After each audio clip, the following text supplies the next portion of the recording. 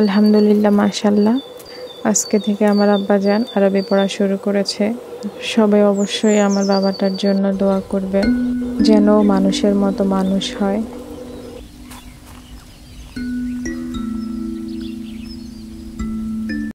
আসসালামু আলাইকুম, কেমন আছেন সবাই? আশা করছি কাছে দূরে যে যেখান থেকে আমার ভিডিওটি দেখছেন, আল্লাহর রহমতে সবাই ভালো আছে। আমরাও ভালো আছি আলহামদুলিল্লাহ।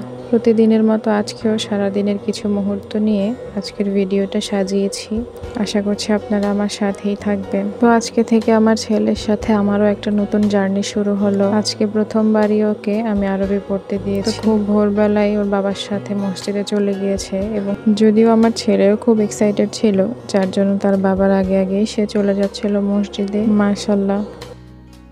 মসজিদ থেকে আসার সময় কিন্তু আপনাদের ভাইয়া দোকান থেকে নাস্তা নিয়ে এসেছিল, পরোটা আর ভাজি।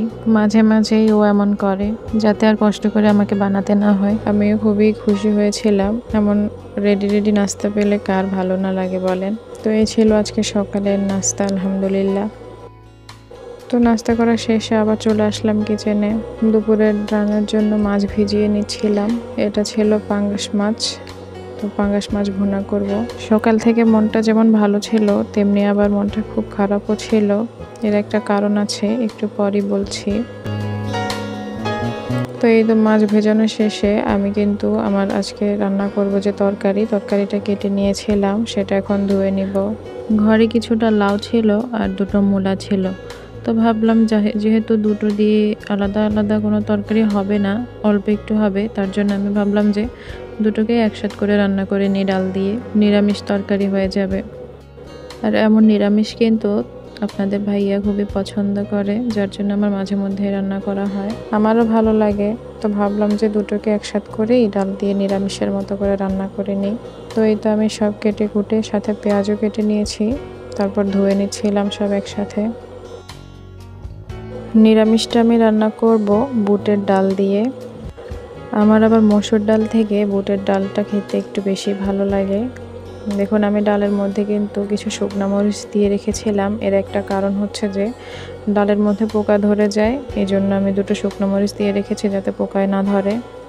মসুর ডাল থেকে যদিও বুটের ডালটা সিদ্ধ হতে একটু বেশি সময় লাগে, তারপরেও কিন্তু আমার কাছে কেন জানি না বুটের ডালটাই খেতে বেশি মজা লাগে। কোনো নিরামিষ তরকারি করলে আমার মনে হয় সেটার সাথে বুটের ডালটা একটু বেশি ভালো যায়। তো তারপর আমি রান্নাটা বসিয়ে দিয়েছি, তারপর চলে আসলাম আপনাদের সাথে আমার কিছু জিনিস শেয়ার করার জন্য।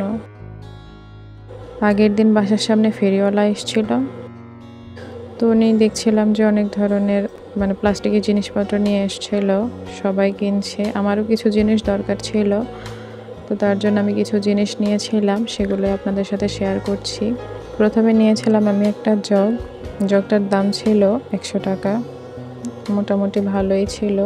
তারপর আমি 3টা ঢাকনা নিয়েছি, 3টা না, আমি আরও কিছু ঢাকনা নিয়েছিলাম ওনাদের থেকে খাবার ঢেকে রাখার জন্য। তারপর নিয়েছিলাম দুটো ছোট ঝাঁপি। যেহেতু আমার নতুন সংসার, তাই আমার তেমন কিছুই নেই, তো আমার এই ছোট ছোট কিছু জিনিসগুলো খুবই প্রয়োজন ছিল। এই যে এই চালনিটা কি বলে এটাকে আমি জানি না, এটা নিয়েছিলাম আমি রুটি বেলে রাখার জন্য। এবং এই জিনিসগুলোর দামও কিন্তু খুবই কম ছিল, যার জন্য আমি অনেক কিছুই কিনতে পেরেছিলাম। ওনাদের জিনিসপত্রগুলো আমার কাছে বেশ ভালোই লাগে। তো এটা আমি আপনাদেরকে একটা একটা করে দেখাচ্ছিলাম যে আমি কী কী নিয়েছি। এর আগেও আমি কয়েকবার ওনাদের থেকে অনেক জিনিস নিয়েছিলাম। জিনিসগুলো কিন্তু খুবই কাজের, কোনোটাই কিন্তু অকেজো না, এবং মোটামুটি আলহামদুলিল্লাহ ভালোই টেকসই হয়। এখানে আমি দুটো বক্স নিয়েছিলাম, এই বক্সগুলো আমার কাছে ভীষণ সুন্দর লেগেছিল, যার জন্য নিয়েছি। আমার কিন্তু এমনিতে বক্সের কোনো অভাব নেই ঘরের মধ্যে, আমার অনেক বক্স। তারপর এই ঝাঁপিটা আমি নিয়েছিলাম নুডলস সেদ্ধ করে ধোয়ার জন্য। আরও দুটো মাঝারি সাইজের ঝাঁপি। এগুলো কিন্তু আমাদের নিত্য প্রয়োজনীয় জিনিসপত্র, এগুলো কিন্তু প্রতিদিনই আমাদের কোনো না কোনো কাজে লাগে, এবং আমার মনে হয় যে যতই কিনি মনে হয় যেন আরোই লাগে। এই যে একটা ছোট বক্স, আমি কিন্তু এটা একটাই নিয়েছিলাম, এই বক্সটার দাম ছিল মাত্র 10 টাকা। এরকম বক্স আমার কাছে আরও রয়েছে। এই যে এখন যে আমি ঝাঁপিটা দেখাচ্ছিলাম, এটা কিন্তু আমি নিয়েছিলাম হলুদ মরিচের মশলাদানি রাখার জন্য।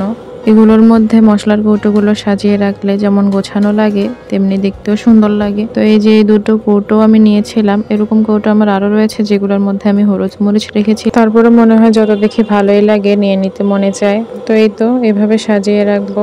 এরপর আরো কয়েকটা বড় বড় আমি ঝাঁপি নিয়েছিলাম, যেগুলো আসলে প্রতিদিনই কাজে লাগে।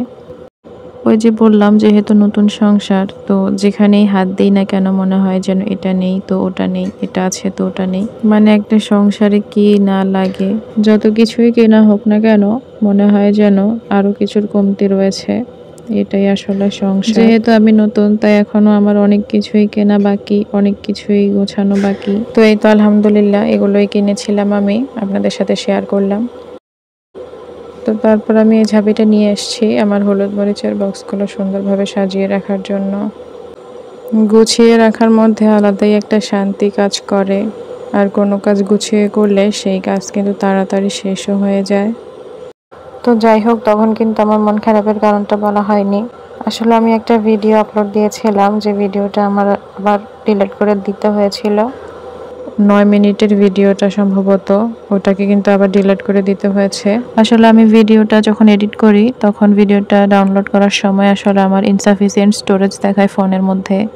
তো যার জন্য আমি আসলে তখনই আমি গ্যালারিতে ঢুকে অনেকগুলো ভিডিও আর কি যেগুলো আমার প্রয়োজন না আমি ডিলিট করে দিই। আর আমি আসলে বোকার মতো আমি আমার ওই ভিডিওরই কিছু ক্লিপ আমি ডিলিট করে দিই।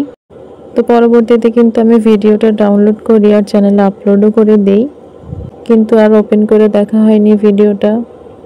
আপলোড করার আসলে একদিন পর আমি ভিডিওটা দেখি, দেখার পর তো আমি পুরো হতাশ হয়ে যাই, কেননা আমি যে ক্লিপগুলো গ্যালারি থেকে ডিলিট করে দিই ওই ক্লিপগুলো আমার ভিডিওতে একটা ক্লিপও আসলে শো করছে না। পরে বাধ্য হয়ে আমার পুরো ভিডিওটাই ডিলিট করে দিতে হয়েছে চ্যানেল থেকে। আসলে পরবর্তীতে আমি ওটা ঠিক করারও আর অপশন ছিল না, কেননা আমি পার্মানেন্টভাবেই সবগুলো ক্লিপ ডিলিট করে দিয়েছিলাম। এত বেশি মন খারাপ হচ্ছিল যে কি বলবো। যারা ভিডিও বানায় তারাই বুঝবে আসলে এটার কষ্ট। একটা ভিডিও বানাতে যে কি পরিমাণ কষ্ট হয়, ভয়েস ওভার দেওয়া থেকে এডিট করা, তারপরে ক্লিপ নেওয়া। আসলে যারা ভিডিও বানায় তারাই শুধুমাত্র এটার কষ্টটা বুঝবে। শুধুমাত্র আমার একটা বোকামির জন্যই আসলে এই ঘটনাটা ঘটলো। একটা ভিডিও বানাতে আসলে প্রচুর পরিশ্রম হয়, কিন্তু যে পরিমাণ পরিশ্রম একটা ভিডিওতে করা হয় ওই পরিমাণে ভিউজ আর লাইক কিন্তু আমাদের ভিডিওতে হয় না। যদি অন্য সবার মতো আমার ভিডিও অত কোয়ালিটিফুল না, তারপর আমি আমার সর্বোচ্চ দিয়ে চেষ্টা করি যাতে আমার ভিডিওটা ভালো হয়, কোয়ালিটিটা ভালো হয়, সবার কাছে ভালো লাগে। ভিডিওতে ভালো ভিউজ কিংবা লাইক আসলে পরবর্তীতে আরেকটা ভিডিও বানাতে খুবই উৎসাহ লাগে, ভালোও লাগে। আপনাদের কাছে অনুরোধ থাকবে, আপনারা যারা আমার ভিডিও দেখেন প্লিজ পুরো ভিডিওটা দেখবেন, দেখে একটা মূল্যবান লাইক দিয়ে যাবেন আর আমার চ্যানেলটা সাবস্ক্রাইব করে দিবেন। আমিও যেসব আপুদেরকে ফলো করি বা যাদের ভিডিও আমার সামনে আসে আমি কিন্তু পুরো ভিডিওটা দেখি। তো যাই হোক, আমার কথায় কোনো ত্রুটি থাকলে অবশ্যই ক্ষমা সুন্দর দৃষ্টিতে দেখবেন। সবাই ভালো থাকবেন, সুস্থ থাকবেন। আল্লাহ হাফিজ।